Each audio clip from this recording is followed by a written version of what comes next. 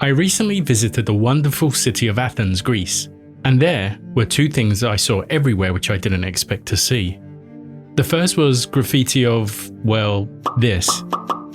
And the second was a mythical creature showing up perhaps more than the goddess that the city was named after.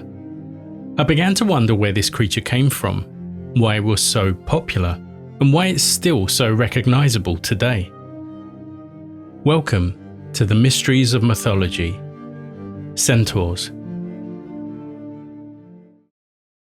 Most people today think they know what a centaur is, but to use the cliche, the truth is far darker than you first thought. Modern day depictions are usually of fierce noble beings that often help the hero and heroine in their quest. Popular examples are in the Land of Narnia, in The Lion, the Witch and the Wardrobe by C.S. Lewis and Harry Potter. And while this sometimes aligns with the mythology, centaurs were much more complex beings. A centaur is typically depicted with an upper human torso and a lower body that's almost always a male horse, but there are a few exceptions.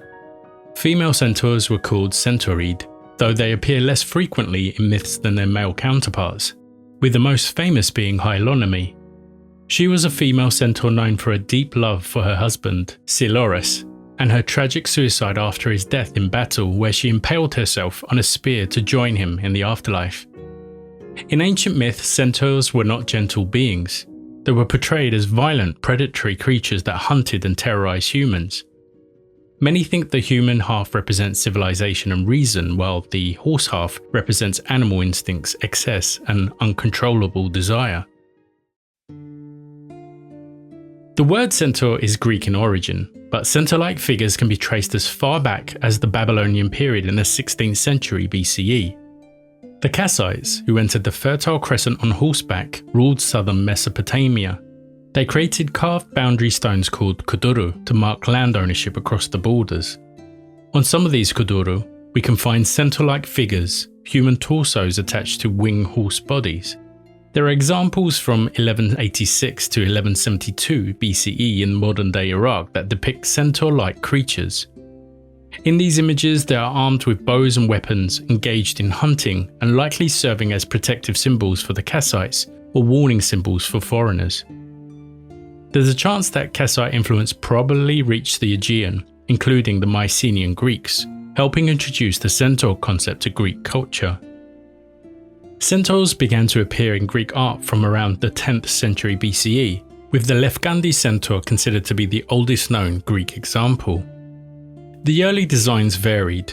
Some showed four-hooved legs, others depicted a full human body with a horse's rear attached. Bronze and terracotta figures from the 8th to 6th centuries BCE show experimentation with the centaur form. Not all Greek centaurs were created equal. By the 8th century BCE, Greek literature presented two main centaur types. The first origin story recorded by Pindar, the ancient Greek lyric poet from Thebes in the early 5th century BCE, is a dark story of lust and betrayal. The vast majority of centaurs are believed to be the children of Centaurus, the son of King Ixion, and Nephele, a cloud fashioned by Zeus in the image of his wife Hera. King Ixion was a man who broke every rule a guest was meant to follow, and in Greece this was, and still is, a serious offence. He was a cruel and reckless king of the Lapiths, a powerful tribe in Thessaly.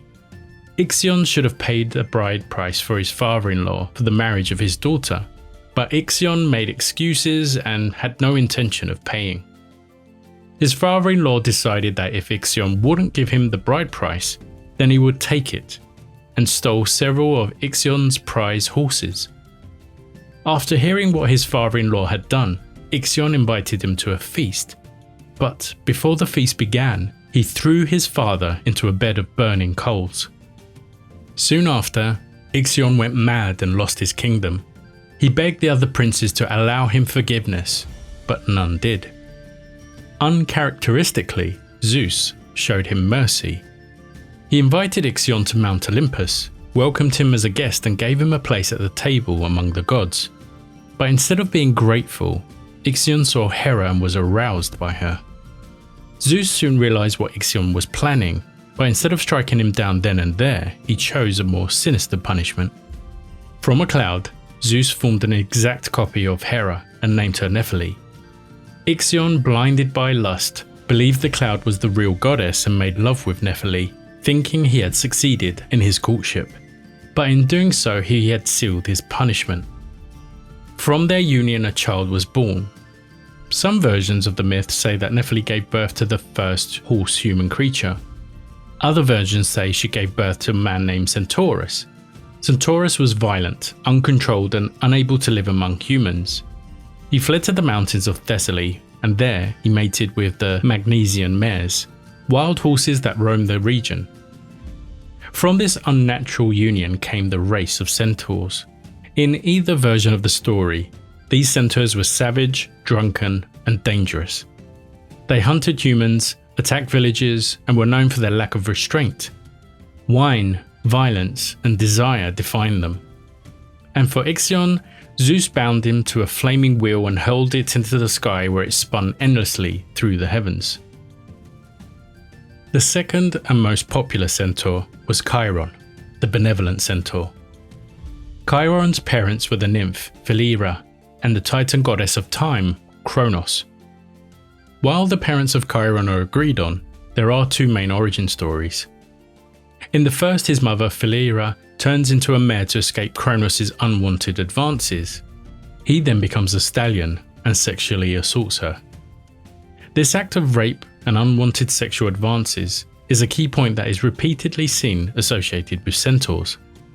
In the second version, the pair are lovers, but Kronos turns into a horse to avoid being seen by his wife Rhea. Philyra abandons Chiron after his birth out of horror, shame, and disgust at his appearance. He was raised by the twins Apollo and Artemis.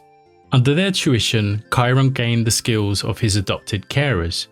He learns to become a healer, an astrologer, a hunter, and a prophet. Chiron becomes a mentor to the great heroes in Greek mythology, including Jason, Achilles, and Heracles. One of the most famous stories about centaurs is about the wedding of King Pirithous. Pirithous, king of Lapiths, was marrying Hippodamia. The Lapiths were a powerful human tribe in Thessaly, and the centaurs were their neighbours, and in some version their kin. The wedding began peacefully with music, food and wine, and that's when the problem started. Giving wine to a centaur was like feeding a gremlin after midnight. After drinking too much, the centaurs began to lose control, and the celebration soon turned to chaos. The centaurs, losing all their inhibitions, started to harass the women, and then they tried to carry them away, including the bride of King Pirithous, Hippodamia, whose name ironically means she who masters horses. Led by the centaur named Eurytion, what started as a wedding brawl turned into a war. This battle became a symbol of civilization versus savagery. It's these monuments of battle that I saw depicted in paintings, statues and temples all across Athens. This wasn't accidental. For the Athenians, the Centauromachy represented order pushing back against chaos, civilization defending itself against violence, excess, and the loss of control. This theme of violence and sexual aggression appears again in another centaur story, and this one ends with the death of Heracles himself. One day, Heracles and his wife Deianira were travelling together when they reached a river that was too dangerous to cross. Well, too dangerous for human or demigod feet. A short aside, Heracles could defeat monsters, hold up the sky for a short time, but couldn't carry his wife across a river. That's just lazy, right? On the far bank of the river, standing on his strong horse legs, stood the centaur Nessus. Nessus offered to help and said he would carry Deianira safely across the water while Heracles swam. Heracles agreed, but halfway across the river, Nessus tried to run off with his wife. Heracles didn't hesitate. He drew his bow and shot Nessus with an arrow poisoned with the blood of the Hydra. As Nessus lay dying, he came up with one final act of revenge. He told Deianira that his blood had a special power. If she ever feared losing Heracles' love, she should use it. What he didn't tell her was that the only power this blood had was the Hydra's poison. Years later, Deianira began to worry that Heracles was drifting away from her. She remembered Nessus' words and soaked his robe in centaur's blood and gave it to her husband. When Heracles put it on, the poison burned into his skin.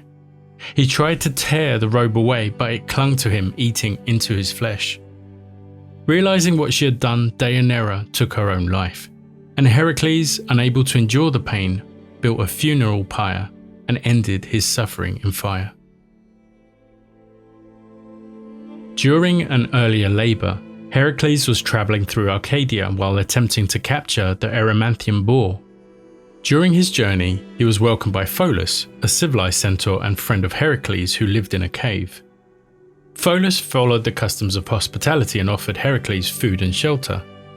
When Heracles asked for wine, Pholus hesitated, because the wine belonged to all of the centaurs, not just him.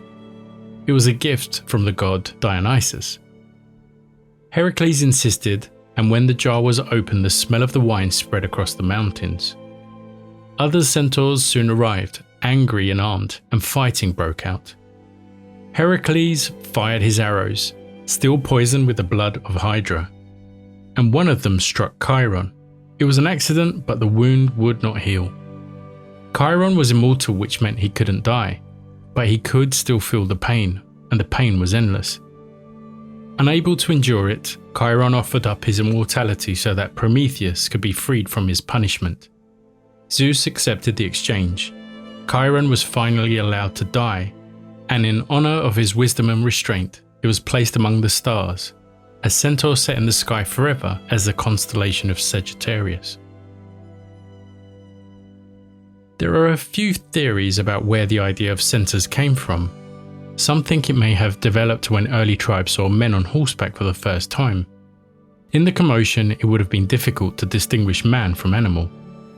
Some think centaurs were representations of barbaric outsiders, such as the Persians and other foreign groups. Some even think the Centauromachy reflected real conflicts between the Argives, horse-focused agriculturists, and Thebans, trade-focused city dwellers. Although centaurs were half man, they consistently struggled to control their animal side, overwhelmed by lust, violence, and excess. Chiron stands apart from the rest not because he was born differently, but because he was raised differently. He was taught by Apollo and Artemis, guided by restraint rather than impulse. Perhaps the other centaurs were not doomed by nature alone. Perhaps their violence was learned, or perhaps the entire race was cursed from the beginning, shaped by the crimes of King Ixion himself. What do you think of centaurs? Were they savage beasts naturally, or were they just creatures that didn't get good parenting? Let me know in the comments.